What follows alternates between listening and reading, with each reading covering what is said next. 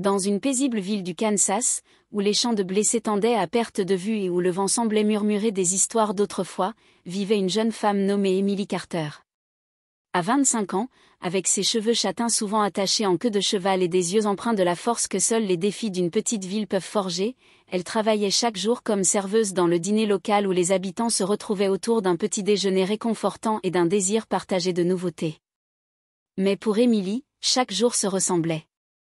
Après son service, elle rentrait dans une vieille maison en bois où son père restait cloué au lit et où sa mère luttait pour joindre les deux bouts. Depuis que son père était tombé malade et qu'ils avaient dû vendre leur petite ferme, Emily travaillait sans relâche, s'accrochant à l'espoir de retrouver la vie qu'ils avaient perdue. Un après-midi, comme tant d'autres, Madame Morgan, la propriétaire du dîner, l'appela dans la cuisine. « Tu vas vouloir entendre ça, dit-elle avec un air étrangement sérieux. Emily s'essuya les mains sur son tablier et entra. Magnétina, elle travaille dans la banlieue de Los Angeles. Il y a une famille là-bas qui cherche une nourrice à domicile. Le salaire est correct, nourrie et logée. Je lui ai dit que je connaissais peut-être la personne parfaite pour le poste. Toi, déclara Madame Morgan sans détour. Emily resta figée. Elle n'avait jamais quitté le Kansas de sa vie. Mais une voix résonna dans son esprit, c'est peut-être ta chance d'aider ta famille, de racheter la terre, de briser le cycle. Ses mains se joignirent, ses yeux incertains mais animés d'un feu discret plein d'espoir. J'irai, dit-elle. Le trajet en bus dura presque 2 jours, menant Emily loin des chemins poussiéreux et des champs de maïs vers un endroit qui ressemblait à un autre univers, Los Angeles. En entrant dans la banlieue huppée de Brentwood, ses yeux s'écarquillèrent. Routes impeccables, maisons gigantesques, et parfaitement taillées, tout respirait la richesse, à des années-lumière du monde usé qu'elle connaissait. Tina l'attendait à la gare. Habillée à la mode et débordante d'énergie, elle la guida jusqu'au domaine des Westwood, un manoir de 3 étages digne d'un décor de film hollywoodien. Il y avait une piscine, une fontaine, des portails automatiques et même un majordome qui les accueillait à la porte. En entrant, Emily se sentit à la fois intimidée et curieuse, mais les surprises ne s'arrêtaient pas là. Quelques instants plus tard, une femme élégante descendit l'imposant escalier. « Madame Valérie Westwood ? Vous devez être Emily Carter, demanda-t-elle d'une voix raffinée. « Bien, vos tâches sont simples, nettoyez la chambre, faites la lessive, surtout, veillez sur mon fils. » « Votre fils ? » Emily cligna des yeux. Je pensais que c'était un enfant. À ce moment-là, un jeune homme grand descendit le couloir, blouson en cuir, cheveux en bataille et un sourire qui pouvait faire fondre ou exaspérer un glacier. « C'est qui la bombe ?» lança-t-il. Brandon Westwood, 24 ans, séduisant, rebelle et clairement pas un enfant. Emily resta figée. Elle jeta un regard à Tina qui se contenta de rire. « Surprise, dit Brandon avec un sourire paresseux. Donc, tu es ma babysité ? Sympa. Tout en elle voulait faire demi-tour, mais elle revit les yeux pleins d'espoir de sa mère, le sourire fragile de son père, la terre qu'ils avaient perdue. Elle déglutit difficilement. Oui, dit-elle d'une voix plus ferme qu'elle ne l'aurait cru. Je commence aujourd'hui. Les premiers jours au domaine des Westwood furent un enfer pour Emily. Brandon incarnait tout ce qu'elle détestait, paresseux, arrogant et terriblement agaçant. Elle nettoyait sa chambre, pliait ses vêtements, lui préparait le petit déjeuner pendant qu'il traînait devant la télé, laissait traîner ses affaires partout ou s'éclipsait sur sa moto sans prévenir. « Et tu n'es pas ma mère, alors arrête de faire comme si, lui lança Brandon un matin alors qu'elle lui bloquait le passage. « Tu as raison, répliqua Emily, les bras croisés. Je ne suis pas ta mère. Je suis la personne qu'on a engagée pour te tenir à l'écart des ennuis. » Un matin, après que Brandon eut jeté un tas de linge sale sur le sol tout juste lavé, Emily craqua. Elle saisit un balai et se mit à le pourchasser dans le salon. Brandon riait comme un enfant, esquivant ses coups alors qu'il tournait en rond, se chamaillant comme chien et chat. Mais personne ne s'attendait à ce qu'il se passe ensuite. Emily trébucha. Brandon la rattrapa et leurs lèvres se touchèrent dans un baiser accidentel. Silence. Ils restèrent figés. Le visage d'Emily rougit violemment alors qu'elle se reculait et s'enfuyait. Brandon resta immobile, abasourdi. À partir de ce moment-là, Brandon commença à changer de façon étrange. Il se levait tôt et préparait le petit déjeuner. Un matin, Emily entra dans la cuisine et le trouva en train de faire sauter des œufs, portant son tablier rose à motif de cœur. « Bonjour, Alligator », sourit-il. « Quoi ? » ? Alligator, c'est ton surnom quand tu es en colère. Tu es terrifiante comme un. Emily le fusilla du regard, mais ne put empêcher un sourire de se dessiner sur ses lèvres. Brandon avait commencé à aider à plier le linge. Il apprenait le nom des produits de nettoyage et pliait les serviettes en forme de cœur quand elle ne regardait pas. Mais Emily n'était pas dupe. Ça devait encore être un des jeux de Brandon. Il était le fils riche et gâté et elle juste la babysité fauchée du Kansas. Son cœur avait beau commencer à battre plus vite, son esprit l'avertissait, ne tombe pas, Emily, ne tombe pas dans un piège. Pourtant, la manière dont Brandon la regardait commençait à changer. Ce n'était plus de la moquerie, c'était autre chose, quelque chose de vrai. Et peut-être qu'il ne comprenait pas non plus ce que c'était. Chaque jour, Emily sentait qu'elle glissait un peu plus dans quelque chose qu'elle ne pouvait pas contrôler. Son cœur battait plus fort chaque fois que Brandon souriait, chaque fois qu'il s'approchait trop près. Mais à chaque fois qu'elle voyait briller sa moto de luxe ou entendait les rires de ses amis fortunés, la réalité revenait la frapper de plein fouet. « Il n'est pas pour moi. » Un soir, quand Brandon lui demanda d'un ton désinvolte, « Et si j'étais sérieux ?» En la regardant avec des yeux sans la moindre trace d'ironie, Emily sut que cela devait s'arrêter. Elle ne pouvait pas se permettre de tomber dans un rêve qui risquait d'éclater au matin. Le lendemain, elle quitta le domaine de Westwood. Pas de revoir, pas de lettre, juste son tablier rose suspendu silencieusement dans la cuisine. Quand Brandon réalisa qu'elle était partie, sa première réaction fut la colère, puis la confusion et enfin le silence. Mais ce silence ne dura pas longtemps. Il fit son sac, le jeta dans son coffre et traversa les frontières de l'État, quittant les lumières de la ville pour retrouver la fille qu'il avait autrefois vue comme une simple babysité. Après plus d'une journée de route, Brandon arriva dans la petite ville du Kansas où vivait Emily. Il trouva le dîner où elle travaillait autrefois, s'assit tranquillement à une table et attendit.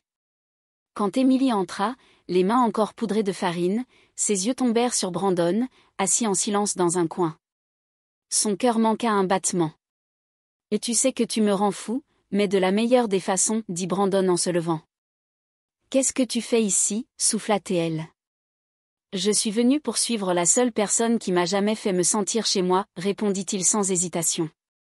Emily détourna le regard, incapable d'affronter la tempête d'émotions qui montait en elle. « Tu n'étais pas obligé. Tu n'as pas ta place ici. » Brandon fit un pas en avant, plongeant son regard dans le sien. « Là alors, j'apprendrai à la voir, parce qu'être près de toi, c'est le seul endroit où je veux être désormais. » Emily pensait que Brandon abandonnerait après quelques jours sans café raffiné, sans climatisation à fond, sans soirée mondaine. Mais il ne partit pas. Il resta obstinément. Le lendemain matin, avant même le lever du soleil, Emily le trouva assis sur les marches du dîner de Madame Morgan. « Vous auriez besoin d'un coup de main » demanda-t-il, faisant presque lâcher sa cafetière à Madame Morgan.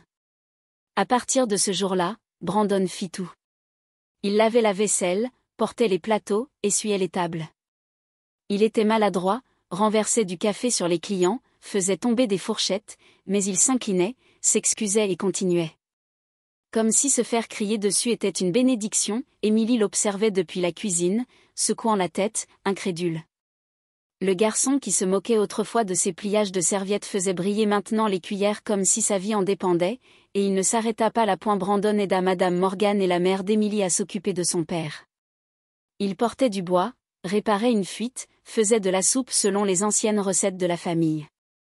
L'après-midi, il poussait le fauteuil roulant de Monsieur Carter jusqu'au champ pour qu'il profite du soleil et raconte ses souvenirs de jeunesse à la ferme. Ce gamin, ce n'est pas ce à quoi je m'attendais, marmonna un jour Monsieur Carter, prenant Emily par surprise. À l'approche de la fête d'été, Brandon se porta volontaire pour aider à monter la scène, accrocher des guirlandes lumineuses et il apprit même à danser un slow le temps d'une soirée, pour ne pas avoir l'air déplacé. « Pourquoi tu fais tout ça » demanda Emily un après-midi alors qu'ils empilaient des chaises derrière le dîner. « Parce que je n'ai jamais rien pris au sérieux de ma vie, répondit Brandon doucement. Jusqu'à ce que je te rencontre. Emily ne répondit pas. Elle se contenta de fixer ce garçon qui autrefois ressemblait à un cauchemar dans ce manoir. Maintenant, il se tenait là, en plein soleil, les mains pleines de terre, souriant comme s'il avait trouvé sa place. Ses sentiments devenaient impossibles à ignorer. Il grandissait chaque jour en silence avec chaque goutte de sueur, chaque regard, chaque geste maladroit mais sincère que Brandon faisait pour prouver qu'il n'était pas qu'un fils de riche. Le soir de la fête du village arriva enfin. L'endroit brillait sous des centaines de guirlandes lumineuses. L'odeur des tartes, du maïs soufflé et la douce mélodie de la musique country flottaient dans l'air, comme si tout appelait les cœurs les plus fermés à s'ouvrir. Emily portait une robe fleurie, toute simple. Elle ne s'attendait pas à ce que Brandon vienne. Pourtant, ses yeux le cherchèrent dans la foule puis il apparut, chemise blanche, cheveux coiffés, les mains dans les poches comme pour cacher sa nervosité. Quand leurs regards se croisèrent, le monde sembla s'arrêter. Pas de musique, pas de lumière, juste dans ce moment. « Et tu es venu seul ?» demanda Brandon, la voix à peine audible. « Tu disais que tu apprenais à t'intégrer » répondit-elle avec un sourire tremblant. « Je l'ai fait. Maintenant, je veux essayer de rester. » La musique changea pour une ballade lente. Sans un mot de plus, Brandon tendit la main. Emily hésita un instant puis glissa la sienne dans la sienne. Ils dansèrent sous les lumières chaudes et la douce mélodie. Ce n'était pas gracieux ni parfait, mais c'était honnête. À la fin de la chanson, Brandon se pencha. « Je t'aime Emily, pas parce que tu es différente, mais parce que tu me donnes envie de l'être. » La gorge d'Emily se serra. Ses yeux brillèrent. « Et tu sais, murmura-t-elle en posant sa tête sur son épaule, moi non plus, je n'avais plus envie de fuir. » Brandon la tira doucement contre lui et dans cette étreinte, Emily comprit quelque chose. Certaines choses nous trouvent quand on s'y attend le moins. Et si l'on est assez courageux pour les accueillir, elles peuvent changer notre vie à jamais. Depuis la nuit de la fête foraine, tout entre Emily et Brandon semblait être le début d'un nouveau chapitre, calme, vrai et rempli d'une joie tranquille. Et elle n'avait pas besoin de grandes choses, juste des cafés du matin sur les vieilles marches du porche ou des promenades au coucher du soleil à travers les champs de blé. Main dans la main. Brandon n'était plus le garçon imprudent qu'elle avait connu.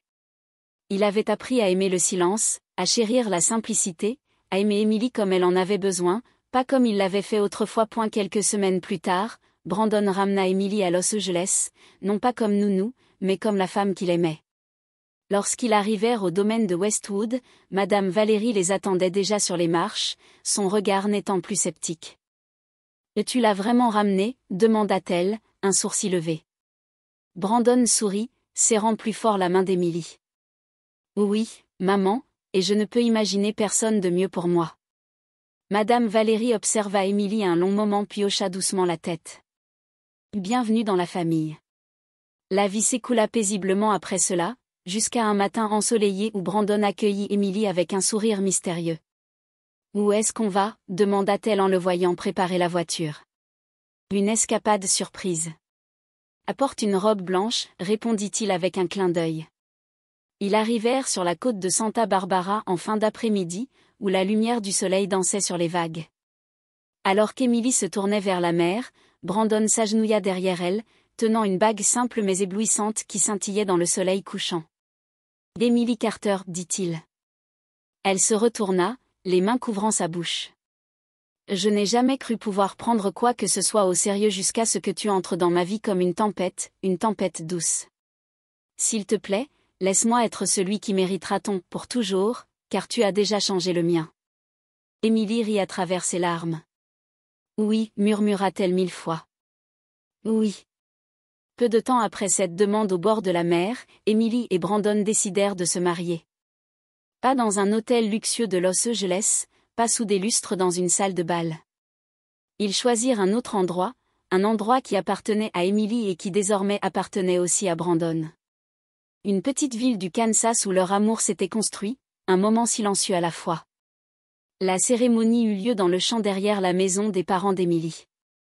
Il n'y avait ni chaise en velours, ni robe de créateur, juste des fleurs sauvages cueillies dans le jardin, des nappes cousues à la main et les sourires chaleureux des voisins qui avaient vu leur amour évoluer d'étranger à âme sœur. Brandon portait un costume simple, mais la façon dont il regardait Emily lorsqu'elle sortit de sa maison d'enfance disait tout. Son regard était rempli de respect, de gratitude et d'un amour plus profond que tout ce qu'il avait jamais connu. Emily portait une robe blanche cousue par sa mère au fil de semaines pleines d'amour. Dans ses mains, il n'y avait pas un bouquet de roses importés, mais un bouquet de lavande, symbole de paix et de persévérance, à l'image de l'amour qu'elle et Brandon avaient patiemment cultivé. Madame Valérie était assise au premier rang, les yeux brillants. La femme qui avait autrefois douté d'une fille de la campagne rayonnait maintenant de fierté en regardant son fils épouser celle qui l'avait transformé pour le meilleur. Et lorsque le pasteur demanda, « Promettez-vous de l'aimer dans la richesse comme dans la pauvreté, dans la santé comme dans la maladie pour tous les jours de votre vie ?» Brandon répondit sans hésitation. « J'ai vécu sans savoir qui j'étais. Mais depuis le jour où Emily est entrée dans ma vie, je sais exactement quel homme je veux être. Je fais le vœu de l'aimer, pas seulement aujourd'hui, mais même lorsque nos cheveux deviendront argentés. » Les larmes d'Emily coulaient librement.